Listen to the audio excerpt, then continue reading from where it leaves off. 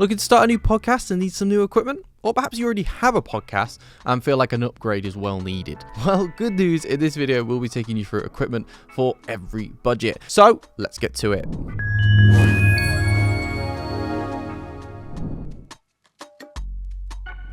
Before we get started, I just want to make it clear that this is obviously about the best equipment to use for a podcast. But I want to stress that you don't need to go out and buy the latest and greatest equipment. With audio kit, technological advancements are pretty damn slow, and they're not always that necessary to begin with. So if you're worried that the microphone you've had for 5 years now is getting a bit old and you need to upgrade, if it still sounds good, then no, you don't. So in this video alone, we're not just going to be talking about the latest stuff that just came out. We are going to be talking about kit that is a bit old, and you might be able to pick up secondhand because it's still just as good. Basically, if we like it and we think you'll like it, it's in the list. So let's start with people with smaller budgets or those that are just getting into podcasting. What do we suggest you buy? Well, this kind of goes for newbies, pros, whatever. You are going to need a laptop or computer of some kind. Now, here I have a fairly expensive MacBook, but you could go out and buy a £200 Windows PC. That's absolutely fine. As long as you can do a little bit of audio editing, it will do the job nicely. If you're planning to do any video editing or anything that's a bit more intense in future, maybe buy the more expensive laptop now, something with a bigger hard drive. But overall, yeah, laptop. Start small if you're only thinking of starting small anyway. So to get your podcast on the main directories like Apple Podcasts and Spotify, you're going to need a platform to help you do that. So we would always recommend podcast.co, a publishing tool that lets you share your podcast with potentially millions of listeners. I'm going to be completely honest here and say it's made by one of our sister companies, so we do have a bit of bias there, but I'm genuine when I say I use it regularly for all of our podcasts, such as the Audio Insider podcast, and it works brilliantly. It's genuinely so good. You can track your analytics on there. It brings all your data in from all the different sources, and you can even like edit stuff after it's gone out or replace a file. It's really, really good. If you want to find out more, then simply go to www.podcast.co and check out some of the plans that are available for you. Okay, next up, microphone. So for $70, we would recommend picking up the Rode NT USB Mini. It's a brilliant first little mic. It's not going to wow you in terms of sound quality, but it will be much, much better than the microphone that's on your laptop, and it comes with some bonus extras such as a headphone port on the back, which is great for audio tracking, and there's zero latency as well because it's going straight to your ears, and there's even a little headphone dial on the front so you can control your headphone volume. I don't think this is the microphone you're going to stick with forever, however, so if you do want to just jump straight to a better microphone, then I would suggest jumping to the next couple of rounds to have a look at the microphones we offer there. But yeah, if you are just looking at getting started, you're not sure if you're going to continue doing podcasting forever, it might just be like a couple of months kind of deal, then yeah, this little beauty will do you great. Next up, you're going to want something to control your sound levels in real time, and we suggest looking at a virtual mixer. If you are going for the NT USB Mini, then we suggest taking a look at Rode's own virtual mixer, which is Rode Connect, and on there you're going to get loads of options to customize sound pads and even record directly from the software itself, so you don't need to have any other software. However, if you do plan on editing your audio, and if it's a podcast, we do obviously recommend that you do that, you are going to need software like Audacity. So next up, how are you going to listen to your audio? What kind of headphones should you be buying? Well, I might be about to surprise you here by saying don't buy any headphones. And I know I don't mean listen to the audio directly from your laptop speaker or something, because that will sound terrible.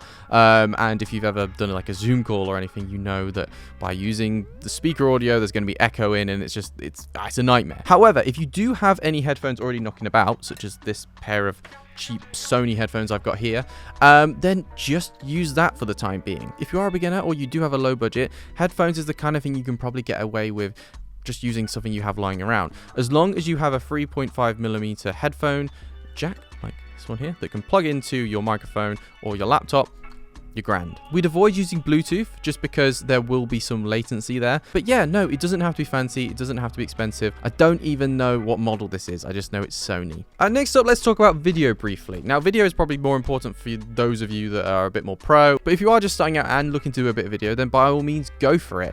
It is incredibly important nowadays for podcasts to do some video content, especially for social media and sharing your podcast. However, for the time being, we would suggest using something as simple as maybe your mobile phone or even the webcam on your laptop. The reason being that buying a video camera can be quite expensive, and if it's not something you're going to keep doing, then it could be a waste of money. Using a webcam or your phone, the quality might not be that great, and the sound is obviously not going to be that good, but you could sync the video content to the audio content from your microphone in post using something like CapCut or Premiere Pro, and this will allow your sound to be better and for everything to sort of flow nicely when it goes onto a social media page like TikTok. So this is basically all you need to create a podcast. But if you're on a more intermediate level and you'd like to upgrade your gear, then this is the kind of stuff we'd recommend. Here's what I suggest when it comes to a microphone. This here is the Rode PODMIC USB, and it comes in about $139.99. The great thing about the Rode PODMIC USB is, as the name suggests, it has a USB, but it also has XLR. I'll go into a bit more detail about XLR in a second, but more about this microphone first. It's got a built-in 24-bit to 48 kHz audio interface and onboard DSP for advanced processing. It includes presets like compression and noise gating, and even has my favorite, big bottom included. Also, if you are going to use USB, there's a headphone port on the back, which is great for zero latency monitoring. Okay, so if you are going to use XLR on the back, you are going to need a audio interface. And the one that I would suggest is the VOCASTER 2 from Focusrite, which is about $83.99. Now, an audio interface's job is pretty simple. It's essentially a middleman between your XLR mic. So you plug in an XLR cable into the microphone, then you plug it into here, onto one of the ports on the back, and then this will connect to your laptop, and basically it's just a way of getting your audio content from your XLR microphone onto something like a laptop. This here, the VOCASTER 2, has two XLR ports on the back for a guest and a host, two headphone jacks as well, and the beauty of having something like a physical audio interface over like a virtual mixer is you're going to get physical knobs on the front. So obviously here I can control headphone volume, I control my microphone gain, and you're also going to get stuff like mute switches. You're also going to get auto gain on this, and you can even take calls. Now, the only difference between this, the VOCASTER 2 and the VOCASTER 1, is that you're going to get either one XLR port or two XLR ports, depending on one or two. If you are ever planning on having guests, I'd fully recommend getting the VOCASTER 2. And to be honest, just in general, I'd probably recommend getting the Focusrite VOCASTER 2, purely because at some point you're likely to need another mic involved. Even if you don't have guests or you don't have a second host, chances are you will need a second mic at some point. Another option is the Focusrite Scarlett 2i2, which is very, very similar to this, although they do look quite different. But I'd say this is more podcasty. I don't know. I always just feel like this is better for podcasting, whereas the Focusrite Scarlett 2i2 is more of a radio kind of deal. So yeah, I would recommend this one for now. Okay, so headphones, and you've been using those crappy $10 headphones you found in a drawer one day for a while now, and you are ready to upgrade. Fair enough, I completely understand. I would recommend picking up these, the Beyerdynamic DT770 Pros, which are about $119 new. They're no spring chickens, don't get me wrong, but my god, these are still good. We've had these for such a long time now, you can probably tell. They are a bit clunky and they're not looking their best, but they still sound brilliant and they're still extremely comfortable. I'll always say when it comes to headphones, the most important thing is how comfortable they are, purely because if you're going to have them on your head all day, they can sound brilliant, but if they don't feel good, if they hurt after a while, you're not really going to want to wear them. And when it comes to podcasting and radio headphones and stuff like that, you are going to be wearing them for potentially hours on end, so they do need to be comfortable. In comparison to some headphones, they do have quite a neutral sound and they are closed back, so if you're not keen on that, then you won't want to go down this route. But overall, yeah, I love this pair of headphones and I would seriously recommend picking these up, especially if you can find them secondhand, because you could get an absolute bargain. Okay, so in terms of video, at this point in your podcasting career, you are probably likely to want to push out more video content because obviously, like I say, it's great marketing. And we would suggest moving away from webcam grainy footage and even phone footage, and looking at something like a video camera. I'd suggest taking a look at vlogging cameras. And the beauty of having a camera like this is you're going to get like a zoom lens that is just better quality and will deal better in stuff like low light. And you can actually add on extra microphones to it as well, such as the Rode Wireless Go series, or this here is the Godox wireless mics. All of these are pretty good. Obviously, some are better than others and some are more expensive than others. But the beauty of having a wireless mic is you can essentially connect it to your camera and then you can take it anywhere. You could do stuff outside, you could do stuff away from your studio, or you could just use them as a backup audio source. Okay, but what if you want to go even further? You want the best of the best. Well, let's have a look at what we think you should be buying if you've got the best budget going and you're a bit of a pro.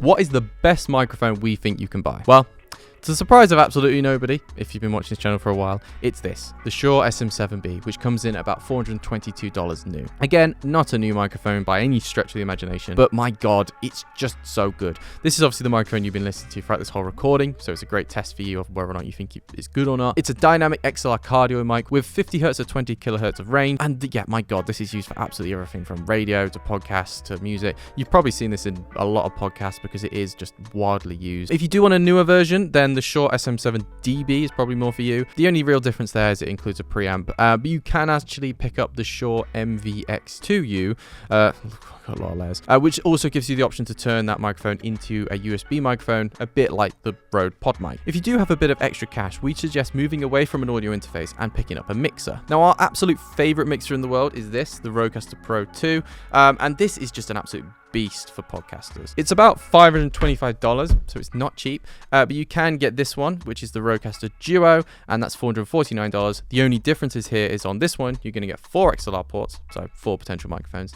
On this one, you're only going to get 2 XLR ports. Everything else is pretty much the same, bar a few less sliders and buttons and stuff like that, but the actual sort of processing capabilities and everything you can do with them is exactly the same. Alternatively, the original Rodecaster, which came out only a couple of years before these two, is still fantastic and can be really cheap secondhand, or you can still buy it new in some places. But why would you go for a mixer? Well, you're going to get so many more options. You're going to get sliders for your microphones, you're going to get dials for your headphones, you're going to get sound pads, which you can use for sound effects. You can take callers on this, you can connect Bluetooth, you can record directly into it itself. You don't need any more software on your laptop. There is so much. I could go all day with this. And the Rodecaster 2 especially has stuff like Revolution preamps. It's got a built-in wireless receiver, so you could even connect something like a Rode Wireless Go directly to it as one of the microphone sources. Honestly, these two here are incredible. I'd rave about these all day. If you do have unlimited budget and you are really into your podcasting, then definitely get one of these. Okay, next up, headphones. And again, probably no surprise, it's the ones I'm wearing right now, the Rode NTH100s, which are about $105 new. But hold on, they're cheaper than these. What's gone wrong? Have I made a mistake? No, it's just personal preference. I genuinely prefer these. I think they fit better on my head. I really like the sound quality. Not to say that the aerodynamics are bad. Again, both of these are probably just as good as each other, but I put them on the top spot basically because I think they're just as good and they're also cheaper. I did think maybe I should put the aerodynamics as number 1 because they're the more expensive of the two, but no, I think these are better. I prefer these and they're cheaper, so yeah, they should get the top spot in my eyes. Something that I really like about the NTH100s is this, the ear cups. It's called like Alcantara fabric or something like that, and it's so comfy. You could wear these all day and at no point are you feeling like you're gonna have to take them off, which is extremely impressive. They're also not noise cancelling in any stretch of the imagination, but of like headphones that I've tried that are wired and at this price range, they do actually cancel out the noise pretty well, which is very impressive. Okay, and finally, video. Now, you might be completely happy with the setup we showed you in the last section, but if you do want to go one step further and get a camera that's going to do pretty much anything you could possibly want, then we suggest picking up a camera with interchangeable lenses. So we use a few different brands and cameras here. This here is a Sony APS-C camera, which is the Sony a6000, and this is it's not full frame, but it is a very cool little mirrorless camera that we've used for all sorts of projects over the years. We're filming this on a Lumix GH5, which is about 7 years old now, but still very, very good. But if you want something more modern that's full frame, and we recently picked up this is the Lumix S5 II. This is a fantastic full frame mirrorless camera, but really the thing I'm trying to tell you to look out for here is a camera with interchangeable lenses, such as these two here. And basically what that means is this is a 50mm lens we currently have on here, and this is great for getting shots of people with a nice sort of blurry background. But if at any point I want to zoom in or out, I can't do that. So I can just swap the lens out, grab one from under my desk here. This here is a 20 to 60mm lens, and then I can just pop that on. So essentially just gives you more freedom in what you're shooting, the sort of quality of what you're shooting. Essentially a camera like this should sort you out for your whole podcasting career, theoretically, unless it dies. Camera bodies are probably the least important aspect of videography. Is actually the lenses. And the only other thing you should probably look out for and make sure that your camera has before buying it is 4K video quality. Nowadays, online video stuff, the default sort of standard is 4K quality or 1080p, but I'd recommend still going for that 4K quality, even if it is a little bit more money. And that is pretty much everything. But just briefly, I wanted to sort of talk about other additional extras you might want, such as soundproofing. Obviously, we've got loads of soundproofing all around us. This this is the kind of stuff that you're likely to forget.